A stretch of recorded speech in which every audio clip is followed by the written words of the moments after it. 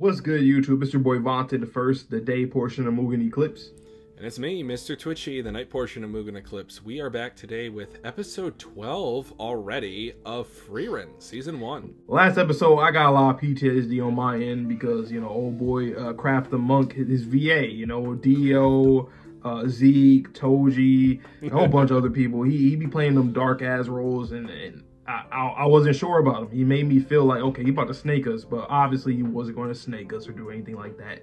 He is an elf too, or elven mage, or he looks pretty physique wise. He looks like he's got the hands. He's an elf that got the hands. So, yeah, and he's older than Frieren too. And I'm like, damn, okay, that must mean he's like that. Then if he's still around, he's like that.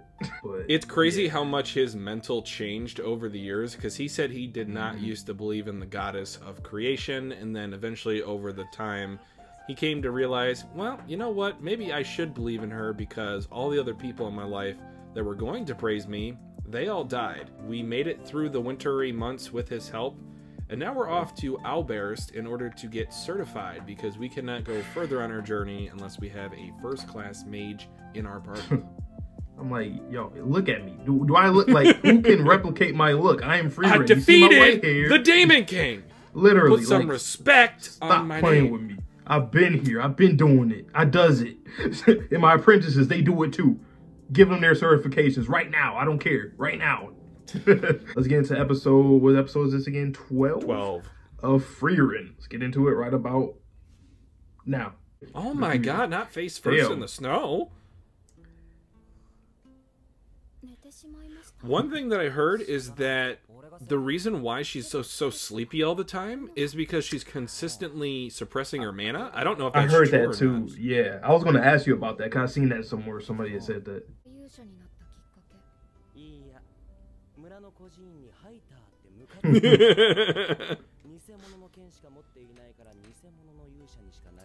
Oh. Huh.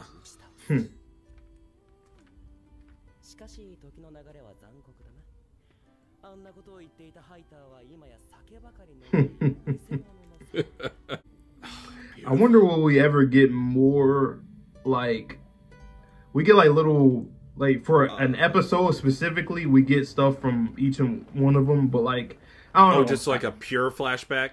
Yeah, I might need that. And you were cooking earlier in the season, you were like, if you want to show the fight in a movie version, oh, yeah, just as kind of like a condensed version of that adventure, yes. You know what?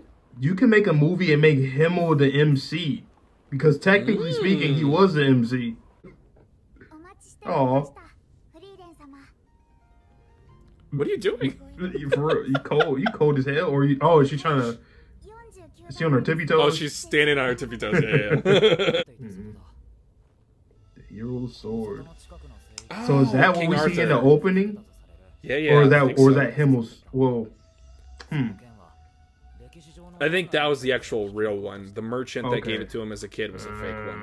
Okay. You know how we were just watching Undead Unluck and we were talking about Sun Wukong has so many references in so many series. King Arthur also so many references, so many series. And everything. God damn. She is adorable.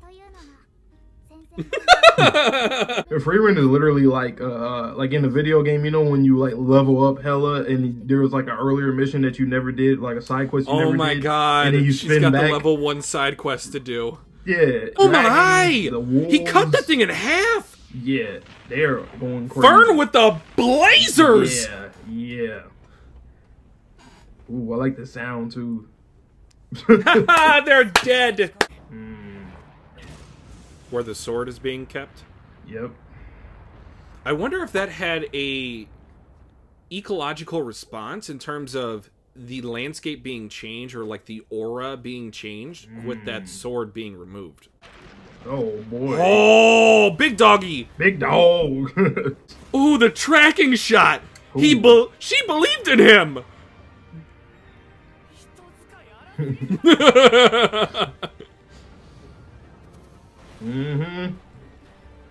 Fern got that on lock. That's one of the first things she was practicing. Oh my god, laser beam! God damn. Zoltrak is OP, man. That shit's OP. Oh, Oh, it was still there. He never used it. It's not the sword that makes man. It's the man that makes the sword. Yep. You got it. And him saying that, being this humble, is what makes him the true hero. Mm-hmm. Oh, this is the clip I saw online. Like, they flexed with this. I seen that too. Oh, okay. Wow. She is so smug. Wow. The VA though, I like that. She killed that. Hey, at least Fern keeps it 100. She, like, even though she be calling Stark a perv, at least she's, you know, keeping it consistent a little bit. Like, okay, Frieren, chill out. She has standards. Chill out, Miss Frieren. You tripping. Okay. Here we go. Hell, huh? I also saw that online. Okay. What she wanted. Oh shit.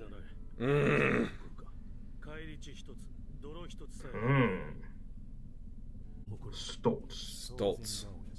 Older brother and dad. Huh. Here we go with this kind of shit. Oh. Got the cape dirty.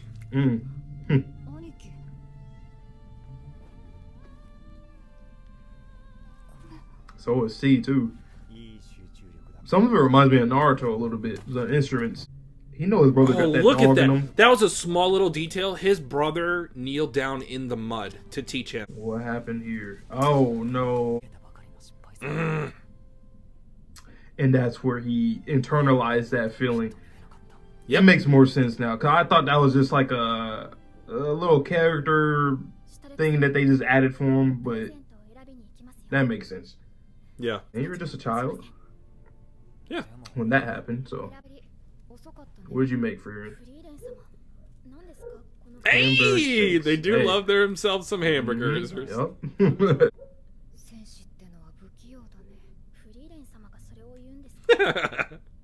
Pot, meat, kettle.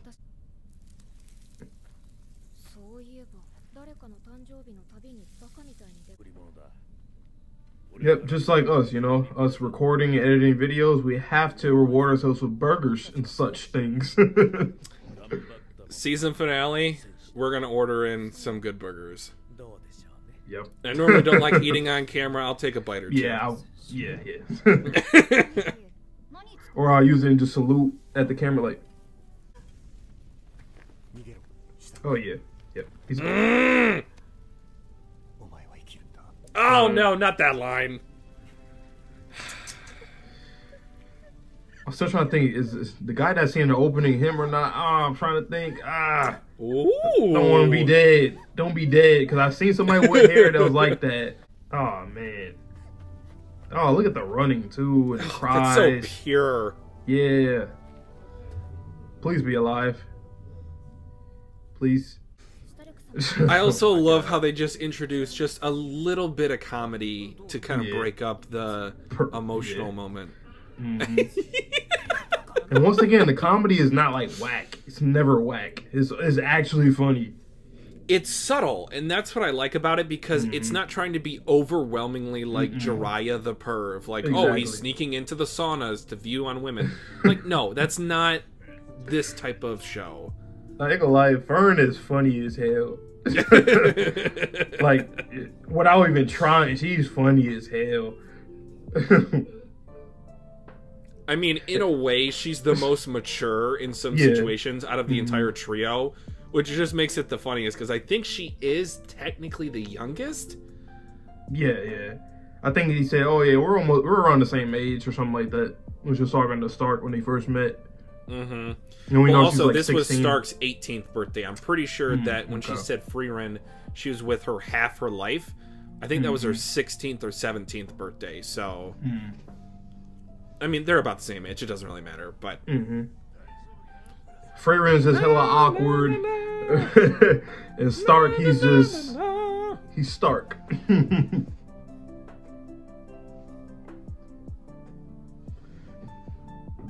And I don't know if we're getting a second opening in ED, but these are both fantastic.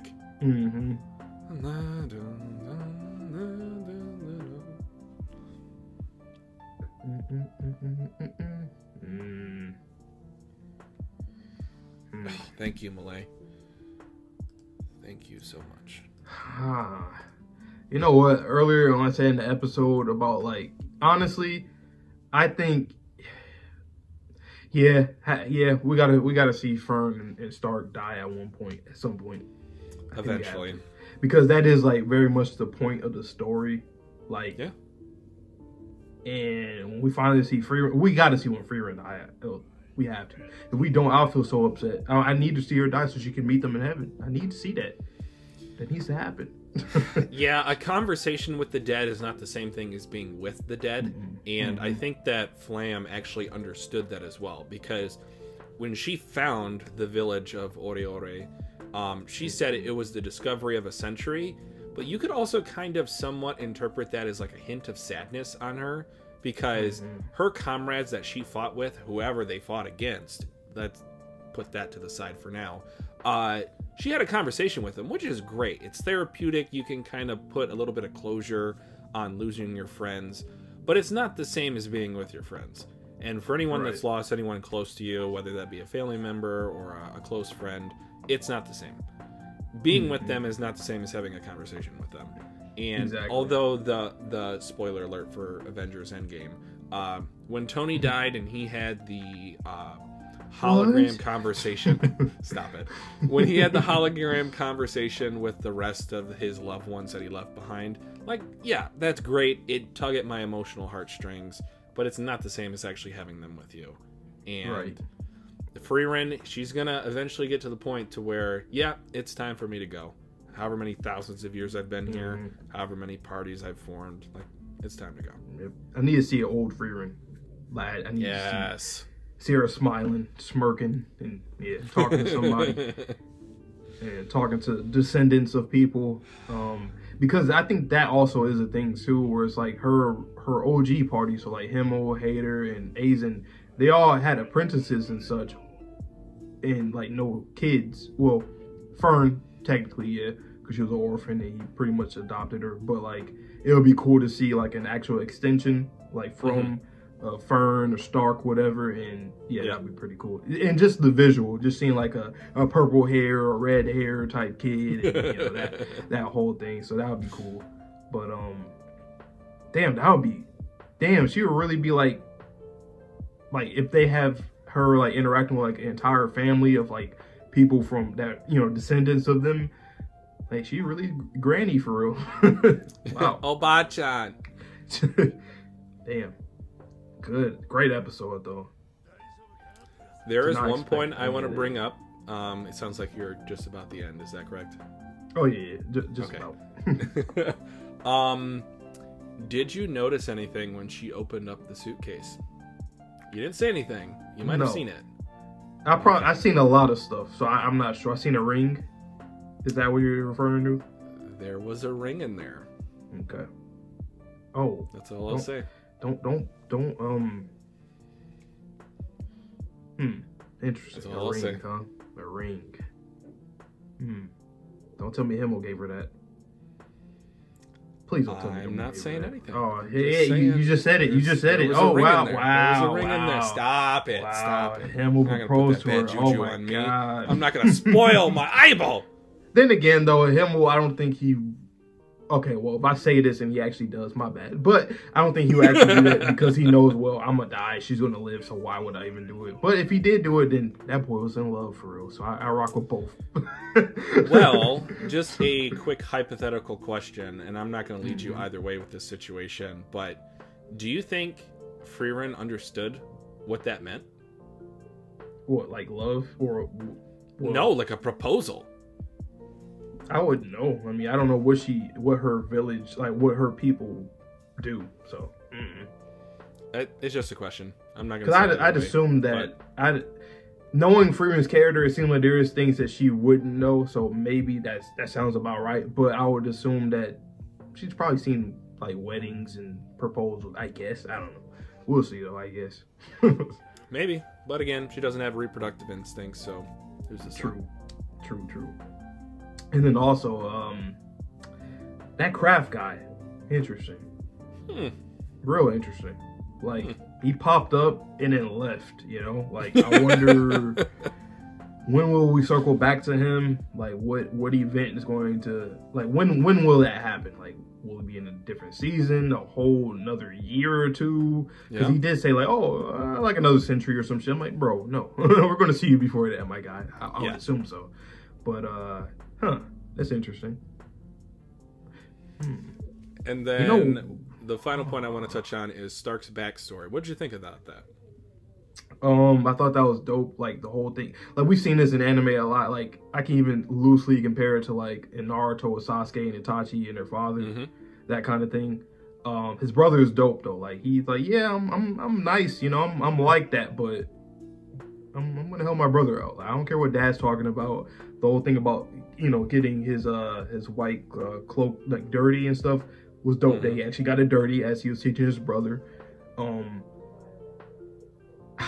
He might be still alive because we didn't see him get fucked up. We didn't see a body, and typically the rule is no body, no death confirmation. But I always kind of love, like, the softness of kind of like a hard exterior shell person, or even a warrior in this case, because when you saw all of the other members of that warrior clan that were bowing in front of Stark's and Stoltz's dad, they looked terrible. They looked like they could not handle whatever beast it was that they were fighting. And here you have Stoltz in his white cape, not a single speck of dirt on him. And then when his younger brother accidentally got some mud on him, he didn't scold him. He said, "Put your chin up, kid. Like, you're the future." And he also, seemingly, we don't know whether that's true or not, sacrificed himself for his younger brother to live on. So I just love that type of that too. Just like you said, no body, no death. But also, I noticed too, when in certain situations, when a character jumps into like a crowd of like of a battle, like the last person to jump in, I noticed in stories, they typically end up being all right. Or at least that's something that I feel like I have seen a lot. Just the way, like, think about that, but okay. Like, it's different if he was like right there in the forefront and he looks back and then like smiles or something. Like, okay, he's dead. But he jumps into it and we see Stark run before we actually see him go in, you know? So we do. The fact that Stark didn't see it makes me think that he's alive because he already turned away before, you know, the quote-unquote deed would even happen. So yeah. And it'll be cool to see him reunite too with him. If he is alive, I can't wait to see that as well. That's going to be a great moment. I think either way it could work, whether or not his brother is alive or not alive. Because did you see the weapon that the demon had? No, I actually didn't. I was just looking at their horns and their face. It almost looked like I am a bigger fairly certain it was an axe. Okay. So axe versus axe wielder. Right. For you killed my brother. I'm just I love that shonen type of stuff. Just give it to me. True. He probably will come back scarred up or something like that. We'll see. It's been years though. He was a little kid at the time. It's been over a decade. That's true. So, or about a decade at least. So, damn. Good stuff, man. Good stuff. Good discussions once again for Frieren as well. We always have good discussions about every show, to be honest. But it's just, I like this one a lot, though, because we got into some new stuff that we haven't talked about. Because usually we talk about mostly Frieren, her past and all that stuff. But now we're getting to Stark and his past. So that's dope. But that's all I got for this video on my end. I promise that is all I have on my end. All right, you guys know the drill. Come back every week. We got Frieren, we got Undead Unluck, got Scott Pilgrim, got Invincible. We got what else? We got One Piece live action, Pluto. Yeah. We got a lot of stuff. And going into the new year, more stuff to come. So with that being said, I hope you guys all have a good one. So please stay safe, stay healthy, stay clean. See you guys on the next video, and peace.